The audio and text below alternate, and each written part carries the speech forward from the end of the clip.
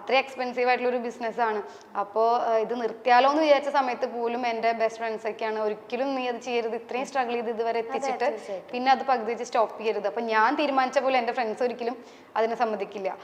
അതുപോലെ തന്നെ ഞാനും ഒരിക്കലും ഗിവ് അപ്പ് ചെയ്യില്ല, കാരണം ഇത്രയും നമ്മൾ എത്തിച്ചതാണല്ലോ. അപ്പോൾ നമുക്ക് എൻ്റെ ഫാമിലി, എൻ്റെ പാർട്ട്ണർ, എൻ്റെ ഫ്രണ്ട് സർക്കിൾ എല്ലാവരും, അത് ഞാൻ ഭയങ്കര ബ്ലെസ്ഡ് ആണ് ആ ഒരു കാര്യത്തിൽ. റോബിൻ ചേട്ടൻ്റെ ലൈഫിൽ വന്ന ആ ഒരു മാറ്റം എന്തായിരിക്കും ആരതി വന്നതിന് ശേഷം? ഹാപ്പി. ഒറ്റ വാക്കി പറഞ്ഞാൽ ഐ എം ഹാപ്പി. അതിൽ തന്നെ എല്ലാം ഉണ്ട്. കാരണം എനിക്ക് ഓരോന്നായിട്ട് എടുത്തെടുത്ത് പറയാനില്ല. I am happy, I M satisfied. കാരണം പുള്ളിക്കാരിയുടെ പോസിറ്റീവും നെഗറ്റീവും കൂടെ മനസ്സിലാക്കി അക്സെപ്റ്റ് ചെയ്താണ് ഞാൻ പുള്ളിക്കാരി കല്യാണം കഴിക്കാൻ പോകുന്നത്. സോ എന്താ പറയുക, ഞാൻ ഇങ്ങനെ മാറണം, അങ്ങനെ ചെയ്യാവൂ, ഇന്ന ഡ്രസ്സ് ഇടാവൂ, അല്ലെങ്കിൽ ഇങ്ങനെ സംസാരിക്കാവോ, അല്ലെങ്കിൽ ഇങ്ങനെ പെരുമാറാവോ, ഞാൻ അത് ഇത് ഇതൊന്നും ഞാൻ പറയത്തില്ല. നിനക്ക് എന്താണ് ശരിയെന്ന്, നീ അത്യാവശ്യം മെച്ചറാണ്, നിനക്ക് എന്താണ് ശരിയെന്ന് തോന്നുക, നീ അത് ചെയ്യുക. എൻ്റെ അടുത്ത് കുറേ ഫ്രണ്ട്സ് ഒക്കെ നമ്മുടെ സ്റ്റാർട്ടിങ്ങിലൊക്കെ പലർക്കും ഒരു വിചാരം ഉണ്ടായിരുന്നു ഞാൻ മെയിൽ ഷോവിനിസ്റ്റ് ആണ്. പിന്നെ എനിക്ക് ആ ഒരു പേടി ഉണ്ടായിരുന്നു സ്റ്റാർട്ടിങ്ങിൽ. കാരണം എന്താണെന്ന് വെച്ചാൽ ഒത്തിരി പേര് എൻ്റെ അടുത്ത് പറഞ്ഞിട്ടുണ്ടായിരുന്നു ആൾ ഭയങ്കര ടോക്സിക് ആണ്, കൂടി നിന്റെ ഇത്രയും ഡ്രീംസും കാര്യങ്ങളൊക്കെ ഉണ്ടായിട്ട് നീ ഇങ്ങനെ ഒരാളെ നോക്കി നിന്റെ എല്ലാ സ്വപ്നങ്ങളും അവിടെ അവസാനിക്കും. അതുകൊണ്ടാണ് ഞാൻ കുറച്ച് ടൈം സ്പെൻഡ് ചെയ്ത് നോക്കാം എന്നൊക്കെ ഉള്ള ഒരു സമയം പറഞ്ഞത്. അപ്പൊ കാരണം ഇത്രയും പറയുമ്പോൾ ഇത് എന്ത് ഇങ്ങനെ പറയണേന്ന് ഞാൻ വിചാരിച്ചിട്ടുണ്ട്.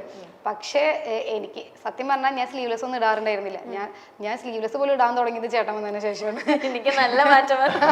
അതെ, എനിക്ക് കുറച്ചുകൂടി ഫ്രീഡം, എനിക്ക് എന്നെ കുറച്ചുകൂടി ആള് മേക്ക് ഓവർ ആക്കി എടുക്കുകയാണ് ചെയ്യുന്നത്. കാരണം പുള്ളിക്കാരിക്ക് എന്താ പറയാ, ഈ സംസാരിക്കുമ്പോഴത്തേക്ക് അല്ലെങ്കിൽ സ്റ്റേജ് ഫിയർ അല്ലെങ്കിൽ ചെറിയതായിട്ട് ഇന്റർവ്യൂയുടെ കാര്യങ്ങളൊക്കെ വരുമ്പോൾ ചെറിയൊരു ഇത് ഇനിഷ്യലി ഉണ്ടായിരുന്നു. പക്ഷെ അതൊക്കെ എന്ത് ചെയ്തു, ഗ്രാജുവലി എന്ത് ചെയ്തു, ഭയങ്കരമായിട്ട് മാറി. ഇപ്പൊ കണ്ട ബോൾഡ് ഇരുന്ന് സംസാരിക്കുന്നുണ്ട്. ഞാനിങ്ങനെ ഇങ്ങനെ ഒരു സൈഡിൽ ഇരുന്നിങ്ങനെ കേട്ടോണ്ടിരിക്കുക. പക്ഷെ പറയുന്ന കാര്യങ്ങള് ക്രിസ്പായിട്ട് എന്ത് ചെയ്യും, ഷോർട്ട് ആൻഡ് ക്രിസ്പായിട്ട് കാര്യങ്ങളെല്ലാം കറക്റ്റ് ആയിട്ട്. എനിക്ക് കോളേജിൽ പഠിക്കുന്ന സമയത്ത് ഓൺ സ്റ്റേജ് പെർഫോമർ ഒന്നും ആയിരുന്നില്ല. എനിക്ക് ഭയങ്കര പേടിയാ, സ്റ്റേജ് ഫ്രണ്ട്സ് ഭയങ്കരമായിട്ടുണ്ട് എനിക്ക്. ഞാൻ അഭിനയിക്കാൻ പോയ സമയത്തും കരഞ്ഞു പിഴിഞ്ഞിട്ടൊക്കെയാണ് അത് കംപ്ലീറ്റ് ചെയ്തത്. കാരണം ഭയങ്കര പേടിയാണ്. വരുമ്പോ പറഞ്ഞതാണ് ചേട്ടൻ ഞാൻ കുറച്ച് സംസാരിക്കും, ചേട്ടൻ സംസാരിച്ചോ. പിന്നെ നമ്മുടെ ഒരു കംഫർട്ട് സോണിൽ എത്തിക്കഴിഞ്ഞാൽ കുഴപ്പമില്ല. പക്ഷെ ഇപ്പൊ എനിക്ക് പിന്നെയും പ്രശ്നമില്ല. പക്ഷെ പണ്ടൊക്കെ ഡോക്ടറുടെ അടുത്ത് വന്ന സമയത്ത്, ഇന്റർവ്യൂവിന് വന്ന സമയത്ത് ഞാൻ ദൈവം, അതും അതിനു വേണ്ടി വന്നതല്ലല്ലോ, ഞാൻ വെറുതെ ഒന്ന് കാണാൻ വേണ്ടി വന്നതാ. അന്നത്തെ കുട്ടി വന്നില്ല, അപ്പൊ എന്നെ പിടിച്ചിരുത്തി. എനിക്കാണെങ്കിൽ അറിയില്ല അങ്ങനെ ഒരാളെ, എനിക്ക് തന്നെ സംസാരിക്കാൻ അറിയില്ല. ആ സമയത്ത് ഞാൻ വേറൊരാൾ ഇന്റർവ്യൂ ചെയ്യണം പറയുമ്പോൾ ഞാൻ ആകെ കിളി പോയിട്ടാണ്. അതെ, അപ്പൊ അതുകൊണ്ട് ഞാൻ ഇങ്ങനെ മിണ്ടാതെ ഇങ്ങനെ നോക്കിയിരുന്നതൊക്കെ. പക്ഷെ ഇപ്പൊ എനിക്ക് ആ പേടിയില്ല. ഇപ്പൊ ഞാൻ മീഡിയ കാണുമ്പോൾ സംസാരിക്കുന്നുണ്ട്. അപ്പൊ ഞാൻ എൻ്റെ ചില കാര്യങ്ങളൊക്കെ ഏറ്റവും വേസ്റ്റ് ആയിട്ടുള്ള ഒരാളാണ് ഞാൻ എനിക്ക് തോന്നിയിട്ടുണ്ട്. കാരണം എനിക്ക് സോഷ്യലി എല്ലാവരുമായിട്ട് പരിചയമില്ലാത്ത ആൾക്കാരായിട്ട് സംസാരിക്കാൻ ഭയങ്കര ഓക്വേർഡ് ആയിരിക്കും. പിന്നെ അതുപോലെ സ്റ്റേജ് ഫിയറൻസ്, പിന്നെ എൻ്റെ കമ്മ്യൂണിക്കേഷൻ സ്കിൽ എന്ന് പറഞ്ഞാൽ ഭയങ്കര അടിപൊളിയായിട്ടുള്ള ആളല്ല. എൻ്റെ ഹിന്ദിയൊക്കെ കേട്ടിട്ടുണ്ടെങ്കിൽ എൻ്റെ സ്റ്റാഫിന് മാത്രം മനസ്സിലാവുള്ളൂ എൻ്റെ ഭാഷ. ശരിക്കും ഹിന്ദി അറിയുന്ന ആൾക്കാരാണ് എന്നെ തല്ലിക്കൊല്ലും. അപ്പോൾ ഇത് ഒന്നും അറിയാത്ത ഒരാളായിരുന്നു ഞാൻ പണ്ട്, ഒന്നിനെ കുറിച്ച് അറിയില്ല. എൻ്റെ ഒരു കംഫർട്ട് സോൺ ഉണ്ട്, എൻ്റെ വീട്ടുകാർ, എൻ്റെ ഫ്രണ്ട്സ്, ഭയങ്കര ഹാപ്പി. ഇതിൻ്റെ ഈ ഒരു വട്ടം വരച്ച എൻ്റെ പുറത്തേക്ക് എനിക്ക് പോകേണ്ടി വന്നിട്ടില്ല. അതുകൊണ്ട് തന്നെ എനിക്ക് പുറത്തുനിന്ന് ആരെങ്കിലും വന്നാൽ ഞാൻ ദൈവം മിണ്ടണോ അല്ല എന്താ ചെയ്യണം, അങ്ങനെ ഭയങ്കര ഓക്വേർഡായിരുന്നു. നമുക്ക് ലൈഫിൽ എന്തും ചെയ്യാൻ പറ്റും എന്നുള്ളതിൻ്റെ ഏറ്റവും വലിയ എക്സാമ്പിൾ ഞാൻ തന്നെ ആയിരിക്കും എനിക്ക് തോന്നുന്നു. കാരണം ഒരു റെസ്പോൺസിബിലിറ്റീസും ഏറ്റെടുക്കാൻ പറ്റാത്തൊരു വ്യക്തിയായിരുന്നു ഞാനാണ് ഇപ്പോൾ ഒരു ബിസിനസ് ചെയ്യണത്. അതുപോലെ ഒരു മീഡിയയുടെ മുമ്പിലോ അറ്റ്ലീസ്റ്റ് ക്ലാസ്സിലൊക്കെ സെമിനാർ അവതരിപ്പിക്കുമ്പോൾ പോലും നീ പോ എന്നൊക്കെ പറഞ്ഞിട്ട് അപ്പുറത്തിരിക്കുന്ന കുട്ടിനെ പിടിച്ച് ഞാൻ പിന്നെ പോന്നൊക്കെ പറഞ്ഞിട്ട് ഞാനാണ് ഇപ്പൊ ഈ അടുത്ത് മീഡിയയുടെ അടുത്ത് സംസാരിക്കുന്നിട്ട് എന്റെ ക്ലാസ്മേറ്റ്സ് പൊടി നീ ഇങ്ങനെയൊക്കെ സംസാരിക്കോ, കാരണം കൈയൊക്കെ വിറച്ചിരിക്കുന്ന ഒരാളായിരുന്നു ഞാൻ ക്ലാസ്സിൽ പഠിക്കുമ്പോൾ. ആരും എന്നെ അങ്ങനെ കണ്ടിട്ടില്ല, ദേഷ്യപ്പെട്ട് പോലും എന്നെ കണ്ടിട്ടില്ല ആരും. അപ്പൊ ഞാൻ കുറച്ച് റൂഡായിട്ട് സംസാരിക്കുമ്പോൾ ഞാൻ പറയാൻ വന്നത് അതെ, ക്യാമറ എല്ലാം ഉണ്ട് കേട്ടോ, ഇതെല്ലാം റെക്കോർഡ് ചെയ്യുന്നുണ്ട്. ആളെ സംസാരിച്ചു തുടങ്ങിയല്ലേ, ഇപ്പൊ നിർത്തത്തില്ല എന്ന് വെച്ചാൽ അങ്ങ് സംസാരിച്ചുകൊണ്ടേ അങ്ങനെയല്ല. ഞാൻ ഇപ്പൊ നോക്കണ്ട, നിങ്ങൾ കാര്യം പറയുന്നതൊക്കെ സംസാരിച്ചുകൊണ്ടേ ഇരിക്കുക. മറ്റേ എയർപോർട്ടിൽ വെച്ചിട്ട് ഞാൻ കുറച്ച് റൂഡാണോ ഒന്നും അറിയില്ല, പക്ഷെ ഞാൻ അത്ര പോലും ഞാൻ സംസാരിക്കാറുണ്ടായിരുന്നില്ല. പക്ഷെ എനിക്ക് മനസ്സിലായി ഒരു ലൈഫിൽ ഒരു സ്റ്റേജ് എത്തുമ്പോൾ നമ്മൾ സംസാരിച്ച് പോവും. സാധാരണ എല്ലാവർക്കും പ്രോബ്ലംസ് ഉണ്ടാവുക എന്ന് വെച്ചിട്ടുണ്ടെങ്കിൽ അൺനെസസറി ആയിട്ടുള്ള കാര്യങ്ങൾ പറയാം, അല്ലെങ്കിൽ അൺനെസസറി ആയിട്ടുള്ള ആൾക്കാരെ പ്രൊവോക്ക് ചെയ്യാൻ പോവുക, അല്ലെങ്കിൽ അഭിപ്രായങ്ങളെങ്കിലും അറ്റ്ലീസ്റ്റ് പറയുമ്പോഴാണല്ലോ ഇങ്ങനെ ബാക്കിയുള്ള ആൾക്കാർ വന്ന് അറ്റാക്ക്. ഞാൻ ആലോചിക്കുന്നത് റോബിൻ ചേട്ടന് ഇഷ്ടപ്പെട്ടതിന് ശേഷം ഞാൻ ഒറ്റയ്ക്ക് എവിടെ ഒരു സ്ഥലത്ത് ഇന്റർവ്യൂ കൊടുത്തിട്ടില്ല. എൻ്റെ ലൈഫിൽ ഞാനായിട്ട് ചെയ്ത കാര്യങ്ങളുടെ നെക്സ്റ്റ് ഒരു സ്റ്റേജ് കഴിഞ്ഞിട്ട് മാത്രമേ ഞാൻ അങ്ങനെ ചെയ്യൂന്ന് ഓൾറെഡി ഞാൻ ഡിസിഷൻ എടുത്തിട്ടുണ്ടായിരുന്നു. അത്രയും റീച്ചുള്ള സമയത്ത് പോലും ഞാൻ എവിടെയും പോയിട്ടുണ്ട്. എനിക്കല്ല, റോബിൻ ചേട്ടൻ ഉണ്ടായിരുന്ന സമയത്ത് പോലും എന്നെ വിളിച്ച സമയത്ത് ഞാൻ പോയിട്ടില്ല. അതുപോലെ അപ്പം പിന്നെ ഞാൻ ഒരു കണ്ടസ്റ്റൻസിനെതിരെ ഒന്നും പറഞ്ഞിട്ടില്ല. ഞാൻ ഇവരെ ഗെയിം ഷോയുമായി ബന്ധപ്പെട്ട് എവിടെയും വന്നിട്ടുമില്ല. ബിഗ് ബോസ് തന്നെ കണ്ടില്ല വേറെ.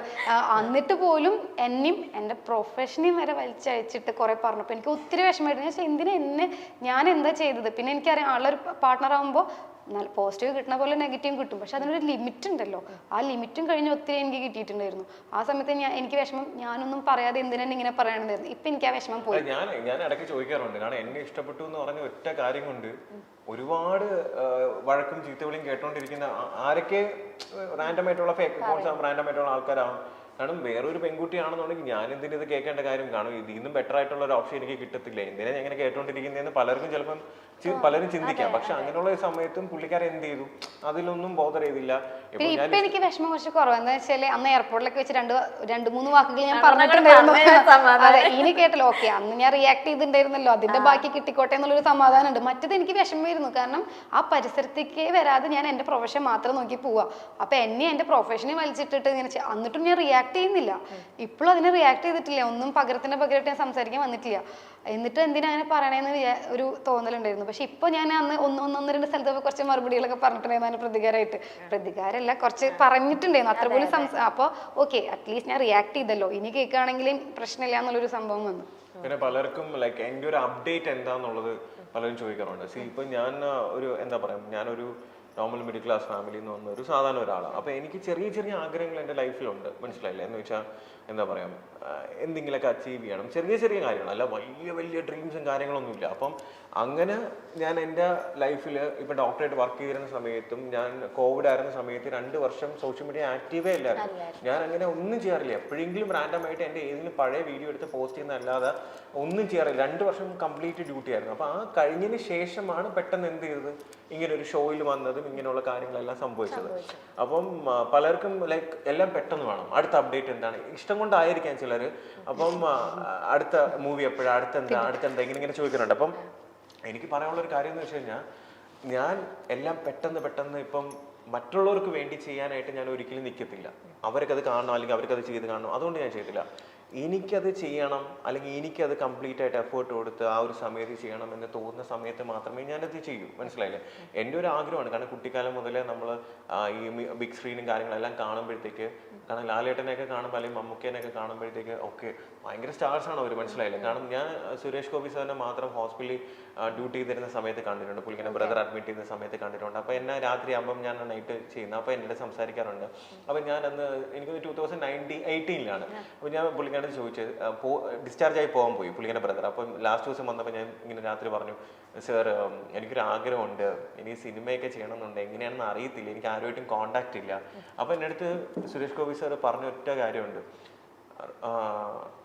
ഡോക്ടറെ റോബിൻ നീ മാക്സിമം ഹാർഡ് വർക്ക് ചെയ്ത് സ്വന്തമായിട്ട് വരാൻ ശ്രമിക്കണം.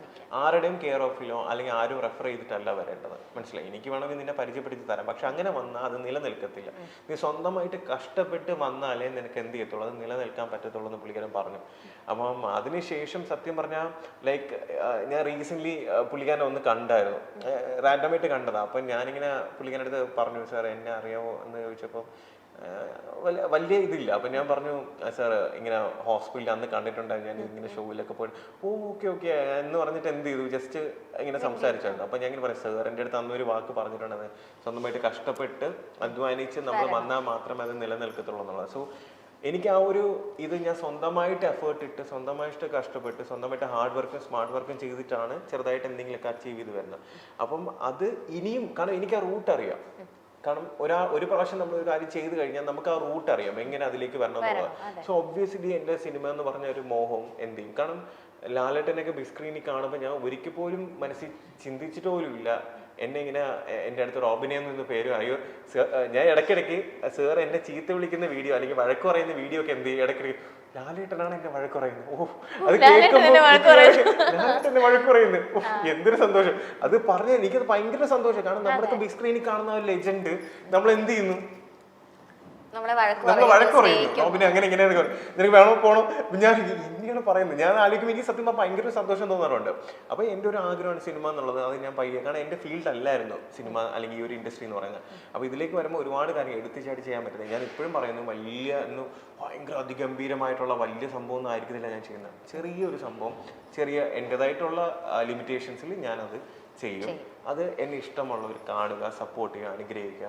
ഇങ്ങനെ കാരണം ഞാൻ പറയില്ലേ, എനിക്ക് എല്ലാവരും എന്താണ് റോബിൻ അച്ചീവ് ചെയ്തത്, എന്താണ് റോബിൻ്റെ അച്ചീവ്മെൻ്റ് എന്നാണ്.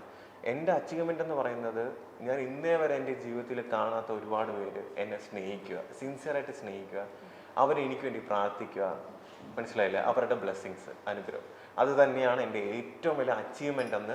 അത് അന്നും ഇന്നും ഇനി എന്നാണെങ്കിലും ഞാൻ ആഗ്രഹിക്കുന്നത്. കാരണം അതെന്ന് പറയുന്നത് നമുക്ക് എത്ര കാശ് കൊടുത്താലോ എത്ര ഇത് ചെയ്താലോ, അല്ല ഞാൻ പറഞ്ഞ മറ്റുള്ളതെല്ലാം മെറ്റീരിയലിസ്റ്റിക് ആണ്. ഞാൻ പറഞ്ഞ മെറ്റീരിയലിസ്റ്റിക് ആണ്. അതെന്ന് പറയുന്നത് ഓക്കെ, അത് സ്നേഹത്തിൽ പലരും തരുന്നത്. പക്ഷേ ഒരാൾ മനസ്സറിഞ്ഞ് നമുക്ക് വേണ്ടി പ്രാർത്ഥിക്കുക, മോനെ നീ ഓക്കെ ആണോ, നീ ഫുഡ് കഴിച്ചോ, നീ നന്നായിരിക്കണം എന്ന് ചിലപ്പോൾ ആ ഒരു വ്യക്തിനെ ഞാൻ ചിലപ്പോൾ കാണുന്നില്ല. അങ്ങനെ പ്രാർത്ഥിക്കുന്ന, എനിക്ക് വേണ്ടി എന്നെ സിൻസിയറായിട്ട് സ്നേഹിക്കുന്ന ഒരുപാട് പേര് ചിലപ്പോൾ ഈ വീഡിയോ കാണുന്നുണ്ടായിരിക്കും.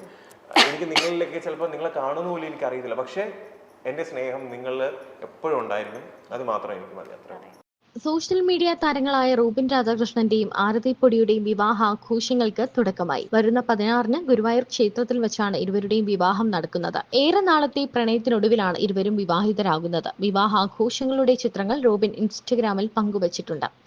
എന്നാൽ ചിത്രങ്ങൾ പുറത്തു വന്നതിന് പിന്നാലെ ഇരുവരുടെയും വിവാഹം കഴിഞ്ഞു എന്ന തരത്തിലുള്ള വാർത്തകളും സോഷ്യൽ മീഡിയയിൽ നിറഞ്ഞിരുന്നു. ലൈറ്റ് ലാവൻഡർ നിറത്തിലുള്ള ലഹങ്കയാണ് ആരതി ധരിച്ചിരിക്കുന്നത്. വെള്ള നിറത്തിലുള്ള കുർത്തയാണ് റോബിന്റെ വേഷം. 2 വർഷങ്ങൾക്ക് മുൻപായിരുന്നു റോബിന്റെയും ആരതിയുടെയും വിവാഹ നിശ്ചയം കഴിഞ്ഞത്. ദിവസങ്ങൾ നീണ്ട വിവാഹാഘോഷമാണ് സംഘടിപ്പിച്ചിരിക്കുന്നത്. ഹൽദി ചടങ്ങുകളോടെയായിരുന്നു ആഘോഷങ്ങളുടെ തുടക്കം. വിവാഹ ചടങ്ങുകളും ആഘോഷങ്ങളും തനിക്ക് തന്നെ ഒരു സർപ്രൈസ് ആണെന്നും മറ്റുള്ളവരാണ് അതൊക്കെ പ്ലാൻ ചെയ്യുന്നതെന്നും റോബിൻ പറഞ്ഞു. വിവാഹത്തിന് ശേഷം 2 വർഷം നീണ്ടു നിൽക്കുന്ന ഹണിമൂണാണ് പ്ലാൻ ചെയ്തിരിക്കുന്നതെന്ന് റോബിൻ നേരത്തെ പറഞ്ഞിരുന്നു. 27-ലധികം രാജ്യങ്ങളിലേക്കുള്ള യാത്രയായിരിക്കുമെന്നാണ് താരം അറിയിച്ചത്. മുൻപ് വലിയ രീതിയിൽ സോഷ്യൽ മീഡിയ സൈബർ അറ്റാക്കുകൾ റോബിനും ആരതിയും നേരിടേണ്ടി വന്നിട്ടുണ്ട്.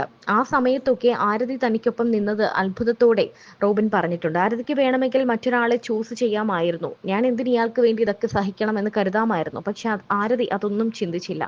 മാത്രമല്ല, റോബിൻ വന്നതിന് ശേഷം വലിയ മാറ്റമാണ് തന്റെ ലൈഫിൽ ഉണ്ടായതെന്ന് ആരതി പറയുന്നു. താൻ കുറച്ചുകൂടി ബോൾഡായി, കുറച്ചുകൂടി സംസാരിക്കാൻ പഠിച്ചു, ആളുകളോട് കുറച്ചുകൂടി ഓപ്പണായി മിങ്കിൾ ചെയ്യാനും സംസാരിക്കാനും ഒക്കെ തുടങ്ങി. ഇതെല്ലാം ഒരു വലിയ പോസിറ്റീവ് കാര്യമായി തന്നെ ഇരുവരും പറയുന്നുമുണ്ട്.